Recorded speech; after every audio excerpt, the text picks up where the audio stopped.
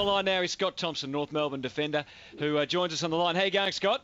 Yeah, good boys. How are you guys? Mate, we're really well. What was it like for you yesterday out on the field? You obviously had a field day, but did it feel all the way through like a proper AFL match, as your coach said then, or did at times it feel a bit like a training drill? No, it definitely felt like an AFL game. I know down back we're working pretty hard. We've had 40 inside 50s. So they worked the ball down there enough, and just being proactive, and our work rate was up, and we got a bit of a rest, but it was still a hard working game. One thing in commentary we were a bit surprised at was the how long they let either free players at either end of the ground be, because you guys were just cutting them up across half back, using your handball and getting it down there, and it wasn't until they sort of made you a little bit more accountable in the third quarter that things tightened up a bit. Yeah. They dropped two back behind the ball in the first quarter, and the second quarter made it a bit easier for us in the line to just really read the play and go where we want. But in the second half, they were pretty good and made it a bit more one-on-one footy. Scotty, Dermot here. Well done, another win on the board, mate. Oh, sorry, a number one win for the year on the board. Hey, that ground, is it narrow? Oh, no, I don't think it would be as narrow as Simmons Stadium, Geelong, but is it a really narrow ground? Oh, it's narrow, but I didn't realise it that much. It was pretty quick though. It's a good surface. Yeah, it looked like a lovely surface. Just looked like you were able to set up against a young, inexperienced team. It looked like there was no holes when the ball was coming forward for them. It looks like there were no holes, and I just assumed it to be a narrow ground because everywhere across your back line, you guys organised yourselves so well. There was just no room for them to get through or find space for any forward. Yeah, Brad had been talking to us during the week about really organising our back line, and if they do push one back into their defence, to get our spear in the right position. And I think it worked. How many of the guys, and with all due respect to them, we know they're going to be a fantastic team. They've got so much top-end talent that they've drafted. It's going to take a while to get there.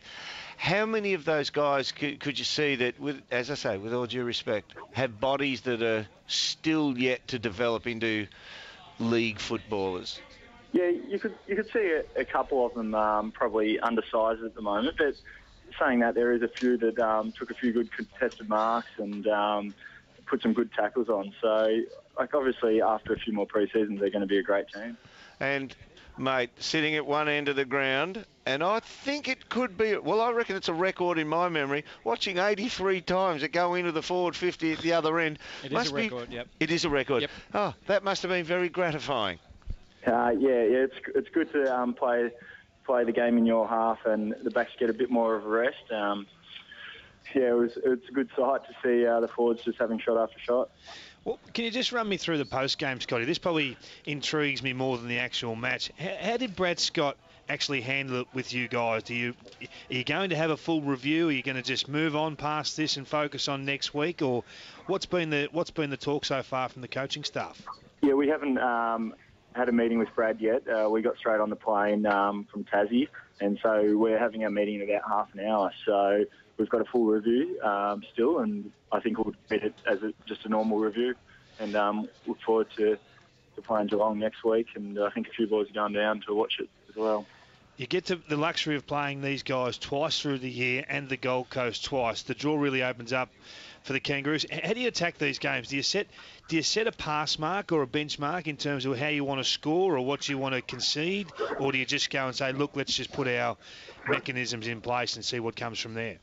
Yeah, we definitely didn't think it was just going to be an easy win. We watched them against Sydney, and they're pretty competitive and went in hard. So we just wanted to get all our structures right and make sure we're winning the contested ball, and hopefully everything would pan out the way it did. You're in the area of big Izzy Folau. What are your early impressions as an opposition player? Oh, he's definitely got the size to be an AFL key forward.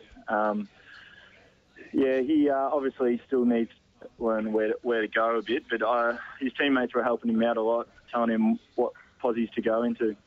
Maybe they should have been chasing the ball, those guys. How about that? Hey, just a quick one from me again, Scotty. Was the wind blowing goal face to goal face at the opposite end, or was it coming across the ground?